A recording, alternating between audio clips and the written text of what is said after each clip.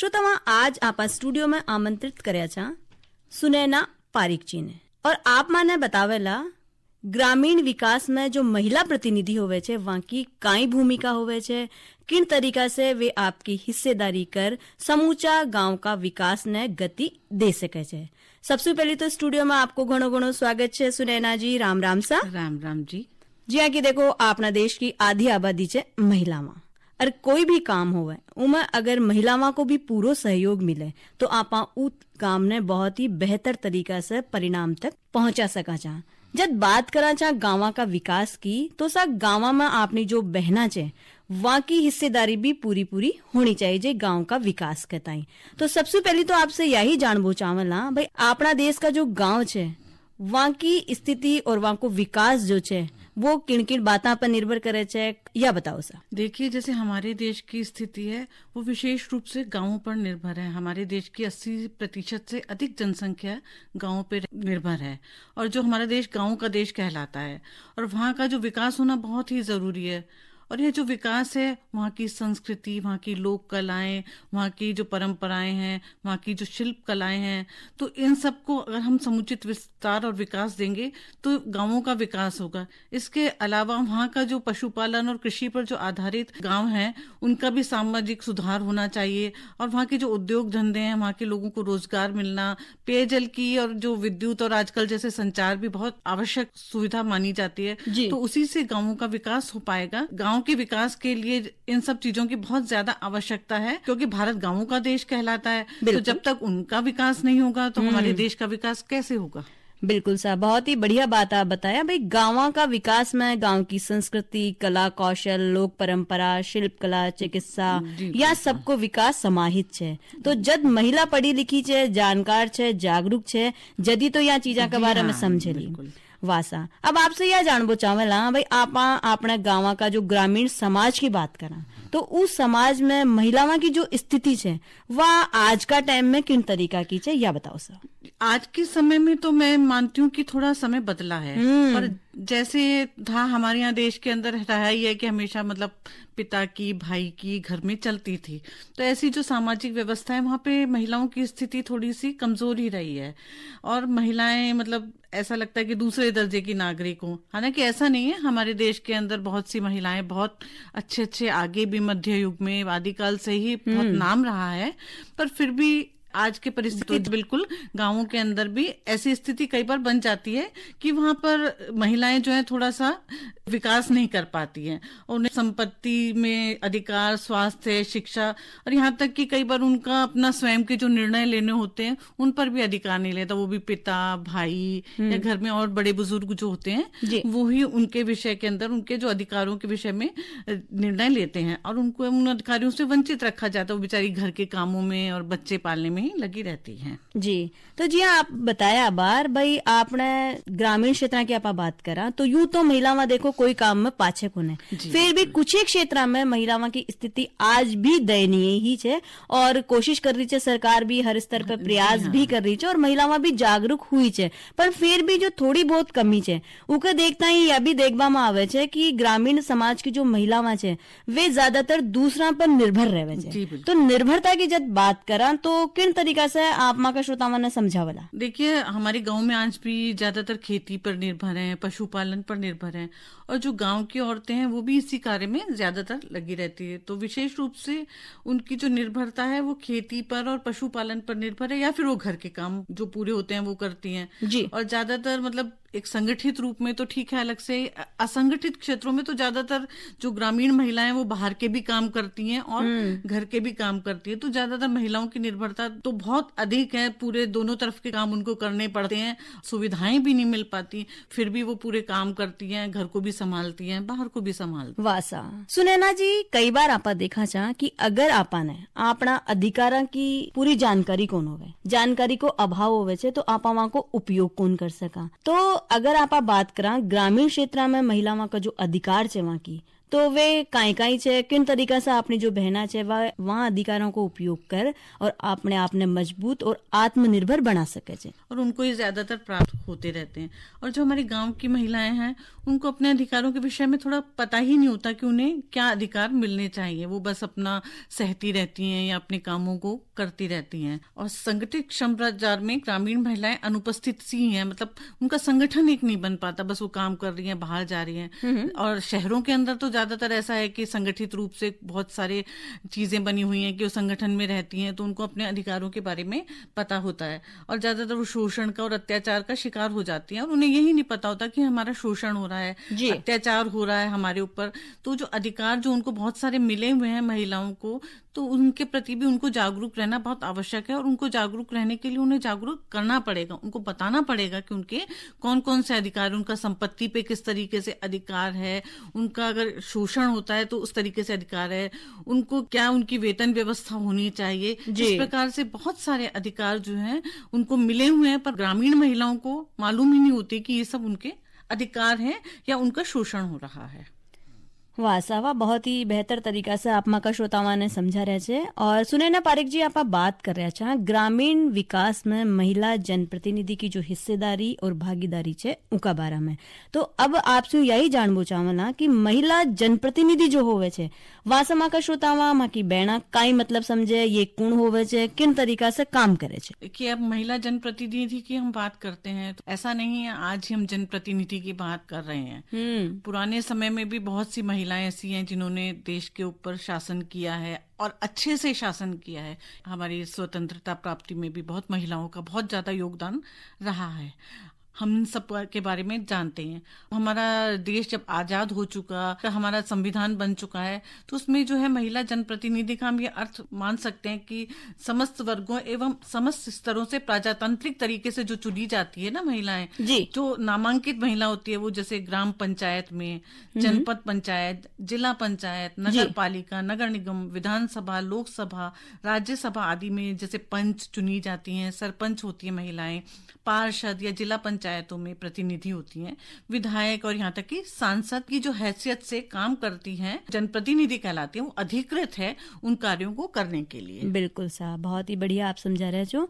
तो जी आप बताया भाई जनप्रतिनिधि को मतलब काई होवे छे। अब सवाल दिमाग में या भी आवे छे कि जो समूचो गांव को विकास है उन्हें करवा के ताई आपने महिला जनप्रतिनिधि की जरूरत ही क्यों पड़े छे। देखिए, इस पहलू पर विचार करने से पहले हम ये पाते हैं कि आज भी जो आधुनिक युग की महिलाएं कई दृष्टियों से पिछड़ी हैं। और एक समस्या महिलाओं के साथ होती है कि वो बहुत लज्जाशील होती है, उनका गुण होता है, तो उस गुण को ही कई बार अवगुण में बदल लिया जाता है। वो बहुत सी बातें ऐसी होती हैं वो कह नहीं पाती। और विशेष रूप से गांव की महिलाओं के साथ बहुत सी ऐसी समस्याएं होती हैं जो वो एक महिला ही समझ सकती है, और वो आमने सामने बैठ के अपना बात कर सकती है, उन्हें खुल के बात बता सकती हैं। और अगर ये महिलाओं को बताएंगी तो वो समस्या दूर भी हो सकती है, और वो समझ सकती है कि महिलाओं के साथ बहुत सी ऐसी बातें जो क्या क्या बीतती हैं, जैसे प्रसूति से, गर्भ निरोधन से संबंधित समस्याएं। और उनके साथ जैसे कई बार घरों में शोषण भी होता है, तो वो घर में महिलाएं क्या बोल नहीं पाती, कह नहीं पाती, और अगर कोई पुरुष प्रतिनिधि होगा तो उसे भी वो लज्जावश बता नहीं पाती। तो इस तरीके से एक महिला को मेरा ये मानना है कि बेहतर समझ सकती है, उसकी समस्याओं को भी वो समझ सकती है। इसलिए अगर देखिए, हम मानते हैं कि जो जनसंख्या का आधा भाग अगर हम महिलाओं को माने और उनकी भागीदारी नहीं हो, वही परेशान रहे, तो फिर कैसे हमारा देश आगे बढ़ पाएगा। तो इसके बिना तो विकास की कल्पना नहीं की जा सकती। बिल्कुल। इसलिए अगर महिला जनप्रतिनिधि होगी तो महिलाएं अपनी बात बहुत अच्छी तरह से रख पाएंगी, अपनी परेशानी समस्याएं बता पाएंगी, और कुछ परेशानियां तो शायद महिलाएं अपने आप ही समझ जाएंगी जो महिलाओं को परेशानियां होती हैं। श्रोतामा, कार्यक्रम चाल रहे Panihari FM 101.2 megahertz, medium wave 497.51 metre यानी 603 किलोहर्ट्ज की साथ साथ न्यूज ऑन AIR ऐप पे भी आप मां को यो कार्यक्रम सोमवार, बुधवार और शुक्रवार ने सुन सको जो। अब सुनैना जी, आपसे यह जानबो चाहला कि महिला जनप्रतिनिधि होने सु ग्रामीण क्षेत्र में काई बदलाव आयो छे, क्योंकि पहली पुरुष जनप्रतिनिधि भी होया करे छे, तो गांव में विकास तो जद भी होवे छो, पर जब कोई महिला जनप्रतिनिधि का रूप में चुन आवे छे तो विकास में कई चार चांद लाग सके छे। देखिए, महिला जनप्रतिनिधि होने से गांव में महिलाओं में भी एक आत्मबल बढ़ता है, उनकी घबराहट दूर होती है, उनमें एक आत्मनिर्भरता आती है कि भाई हम भी ये काम आगे बढ़ के कर सकें। हमने अभी देश में बहुत जगहों पे ऐसे उदाहरण मिले हैं कि महिलाएं, जो गांव की महिलाएं, वो कम पढ़ी लिखी हैं, पर उनका जो एक शिल्प कौशल है और बहुत से उनके अंदर जो कुशलताएं हैं, उन्होंने आगे बढ़ाकर उनको और संगठित होकर और अपने अधिकारों को जानकर और किस प्रकार से उन्हें बैंक से सहायताएं प्राप्त होती हैं, उन सब चीजों को करके वो विदेश तक पहुंची हैं। बहुत सारे हमारे देश में इस तरीके के उदाहरण हैं। तो इससे देश में विकास के और भी बहुत से नए आयाम खुलेंगे। महिला जनप्रतिनिधि होने से, मैंने जैसे पहले भी बोला कि महिलाओं की कठिनाइयां वो भली भांति समझेंगी। अब राजस्थान में जैसे आज भी महिलाएं पानी लेने के लिए बाहर जाना पड़ता है, तो जो रास्ते उबड़ खाबड़ होते हैं, तो वो समस्याएं जो होती है एक महिला ही समझ सकती हैं। तो उनका समाधान, अब प्रसूति से संबंधित जो सुविधाएं हैं वो एक महिलाएं जैसे अच्छे से बता सकेंगी। बच्चों का जो टीकाकरण है, महिला शिक्षा के बारे में कि अगर महिलाओं को शिक्षा प्राप्त होगी तो किस तरीके से वो जो है अपना अधिकारों को प्राप्त कर पाएंगे। और जैसे बाल विवाह जो हमारे देश में खासतौर से विशेष रूप से राजस्थान में मानी जाती है, तो उन ग्रामीण महिलाओं को जब ये पता होगा कि बाल विवाह होने से उनके साथ क्या क्या समस्याएं आगे चलकर आ सकती हैं, तो उस तरीके से जब महिलाएं बात करेंगी, उनके जनप्रतिनिधि उनसे बात करेंगे, उन्हें समझाएंगे, तो उनको समझ में भी आएगा, उसका विशेष प्रभाव भी पड़ेगा। साथ साथ जैसे महिलाओं का एक मनोरंजन होता है, उसके तरीके भी अलग हो सकते हैं, तो मनोरंजन में भी और हर तरीके से उनकी कार्य क्षमताओं के विकास में भी हमारे ग्रामीण महिलाएं बहुत कला और कौशल में हम जानते हैं कि बहुत ज्यादा दक्ष होती हैं। तो उनको पता ही नहीं होता कि हमारी दक्षता कहाँ तक काम आ सकती है और आज उनकी बाहर कितनी चाहत है, कितना ज्यादा उनका उपयोग कर सकते हैं। तो वो महिलाएं जनप्रतिनिधि जब उनसे बात करेंगी, उन्हें बताएंगी कि हम किस तरीके से आपका बाहर तक आपको ले जा सकते हैं। खासतौर से मैं विशेष रूप से कहना चाहूंगी कि महिलाओं के साथ विशेष रूप से जो यौन शोषण होता है बालिकाओं के साथ घरों में ही होता है, क्या होता है, वो बोल नहीं पाती, वो कह नहीं पाती, शर्म से, झिझक से, तो वो बेझिझक होकर के महिला जनप्रतिनिधि से बात कर पाएंगे। मानती हूँ महिला ही इस बात को बहुत अच्छे से समझ पाएगी। बिल्कुल सा, बहुत ही बढ़िया आप बता रहे छो। सुने ना पारिक जी, कई बार आपा देखा छा कि कोई भी नयो काम आपा करा, शुरुआत करा, तो उमा अपनी आलोचना भी होवे छे, कई बार अपनी तारीफ भी होवे छे, पर एक जब महिला जनप्रतिनिधि चुन आवे छे, ग्रामीण क्षेत्र की विशेष तौर बात करा, तो कई बार लोग यूं भी कहवे छे कि अरे ये तो घर गृहस्थी ने संभाले छे, काई तो गांव ने संभाले ली, काई गांव को विकास कर ली, तो उमा वहां की एक आलोचना करी जावे छे और यूं सोचो जावे छे कि वे ई काम न कर कौन सके। तो अशा में एक जो महिला प्रतिनिधि चुन रही है, उनको मनोबल थोड़ो सो यूं कह सका कि टूटतो सो नजर आवे छे। तो ऐसी स्थिति में एक महिला जनप्रतिनिधि ने काई करनी चाहिए, किन तरीका से अगर उनकी आलोचना हो रही है तो वह काई करे और क्या अपनो जो मनोबल है उन्हें बनाए रखे। देखिए, जैसे मैंने पहले भी बोला कि हमारे देश में और खासतौर से गांवों में अभी भी पिता की, भाई, पितृ सत्तात्मक व्यवस्था है। तो महिलाएं प्रतिनिधि तो बन जाती हैं कई बार, पर उनको क्या है, घर के कामों में ही उलझा के रख दिया जाता है, ज्यादा पढ़ी लिखी भी नहीं होती। घर के जो पुरुष सदस्य होते हैं उन पर निर्भर हो जाती है, वो नाम के लिए तो पंच या सरपंच बन जाती है, पर जो सारा कार्य है उनके घर के पुरुष सदस्य करते हैं। अब जो एक विशेष कार्य है कि हमें ग्रामीण महिलाओं को आगे बढ़ाना, उनकी समस्या होती है, तो वो तो वहीं की वहीं रह जाती है और इस तरीके से जो है सामाजिक रूप से वो विकसित नहीं हो पाता और जो हमारी समस्या तो वहीं रह जाती है। तो इस बात की बहुत आलोचना हमारे देश में होती है कि भाई एक पुरुष महिला बन के भी जनप्रतिनिधि, पुरुष ही उस सब जो है उसको संभाल रहा है, सब काम कर रहा है, वो तो एक नाम मात्र के लिए बस बना दी गई है, वो घर गृहस्थी में ही उलझी रहती है। पर ये माना है कि भाई सरकार इस विषय में काफी काम कर रही है। उसने बहुत से ऐसे नियम और कुछ कानून भी बनाए हैं कि अगर महिलाएं चुनकर आती हैं तो वो अपने पद का सदुपयोग स्वयं ही करें, ऐसा नहीं हो कि उसके पद का दुरुपयोग हो। इस कारण से जो है महिलाओं को जो समस्याएं आ रही हैं, तो उनको सरकारें जो भी हैं वो कार्य करने की कोशिश कर रही हैं कि उनके पदों का दुरुपयोग नहीं रहे। और इस कारण से मेरे हिसाब से जनप्रतिनिधियों की अब संख्या थोड़ी बढ़ती भी जा रही है, क्योंकि जैसे महिलाएं शिक्षित होती हैं तो उनको पता होता है कि अब हमें ये काम करना है, हमें जो है आगे बढ़ना है, पुरुष सदस्य नहीं करेंगे, तो वो आगे बढ़कर अब कर रही हैं और इस विषय में सरकार भी तत्पर है, वो भी ध्यान दे रही है जी। और आप देख भी रहे देखो गांव की जो आजकल पंचायत की या कोई बैठक हो छे, उनमें महिला जो सरपंच या प्रधान जो भी चुनी जाओ छे, वह खुद जाओ छे, खुद हिस्सो ले छे, खुद पूरो कार्यभार संभाले छे, समझे छे और निर्णय करवा की अचूक क्षमता महिला प्रतिनिधि के अंदर होवे छे, जिसू की वे आपका जो गांव को विकास है उन्हें पूरी तरह से कर पावे छे। अभी इस समय तो ये हो रहा है कि जो बहुत उच्च शिक्षित महिलाएं हैं, बहुत अच्छे वेतन पे भी गई हैं और विदेशों में भी उनको नौकरियां मिली हैं और अच्छा वेतन छोड़ के वो गांवों के विकास के लिए वहां जनप्रतिनिधि बनी है और वो पद संभाल रही हैं। तो अगर ऐसी भावनाएं अगर बढ़ती हैं, ये तो बहुत ही अच्छी बात है कि आज जो महिलाएं जो जिस गांव से निकलकर वो बाहर जाके पढ़ती हैं, लिखती हैं और इतना ज्यादा जो बाहर का वातावरण देखती है, फिर वो वापस आकर गांव के विकास के लिए काम करती है, पंच बनती हैं, सरपंच बनती हैं या जो भी प्रतिनिधि वो चुनती हैं, तो वो आकर के वो कार्य कर रही हैं। इस समय ऐसा बहुत अच्छा वातावरण जो है वो बना हुआ है, लोग उस ओर आकर्षित हो रही है, महिलाएं भी इन चीजों की ओर, जो पढ़ी लिखी महिलाएं विशेष रूप से मैं कहना चाहूंगी, तो वो आकर्षित हो रही हैं। तो इस तरीके से इस पद का दुरुपयोग अब कम भी हो रहा है और उचित अवसर भी प्राप्त हो रहे हैं महिलाओं को गांवों के विकास के लिए। और मैं मानती हूँ कि बहुत ही सुखद परिस्थिति है कि पढ़ी लिखी महिलाएं आगे आ रही हैं, तो इससे गांवों का विकास और भी अच्छा होगा और राजनीतिक स्तर पर भी बहुत अच्छा विकास होगा। मतलब सामाजिक स्तर पर तो होगा ही होगा, राजनीतिक स्तर पर अगर पढ़े लिखे लोग, पढ़ी लिखी महिलाएं अगर उस विषय की ओर आकर्षित होते हैं तो ये बहुत अच्छी बात है और होना भी ऐसा चाहिए। तो महिलाएं आगे बढ़ेंगी तो जैसा कि हम मानते हैं कि भाई हमारा जो आधी जो जनसंख्या महिलाओं की है, तो वो बहुत ही अच्छी बात है कि उनका विकास हो पाएगा। वाह सा वाह।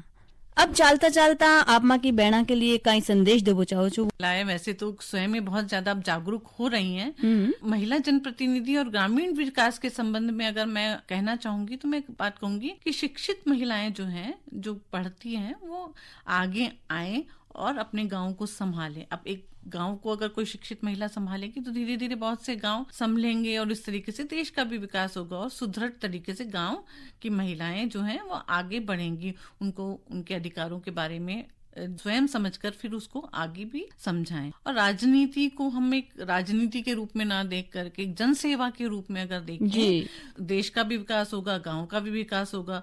और आप अगर सेवा करना चाह रहे हैं तो आप पढ़ लिख के अगर सेवा करते हैं तो आप राजनीति में आना बहुत ही अच्छी बात है, अगर उसका सही रूप से। इन सब के आने से जो है युवाओं में भी प्रेरणा मिल रही है कि भाई हम पढ़ लिख के जो है राजनीति में आए और देश की सेवा करें और इसे कहीं अच्छे रूप से मतलब हम विकास कर पाएंगे अगर पढ़े लिखे लोग आगे आते हैं और गांवों का विकास करने के लिए वो प्रतिबद्ध होते हैं।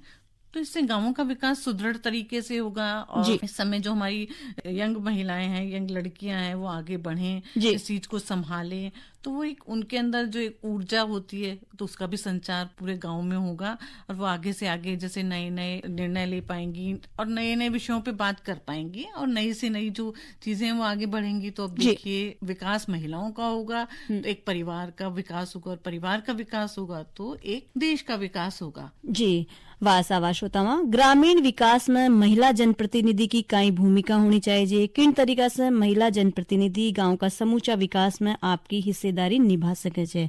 स्टूडियो में सुनैना पारिक जी पधारा और आपने इतनी बेहतर तरीका से समझाया और उम्मीद करा चाह कि आपके लिए जानकारी उपयोगी भी होवेली और आप भी आपका घर की या आपका गांव की जो भी महिला जनप्रतिनिधि चुन आवली उनको स्वागत करेला, हौसला अफजाई करेला और वहां के साथ साथ खुद भी पूरा सहयोग करेला आपका गांव का विकास ने कारगर करवा कहता है। इतनी बढ़िया और उपयोगी जानकारी दे बताएं सुनैना पारिक जी, आपको घणो घणो धन्यवाद सा। और धन्यवाद स्वरूप देखो आपने भी गीत सुनावला और का सगला श्रोताओं ने भी गीत सुनावला, तो आओ सा मिलर सभी सुना।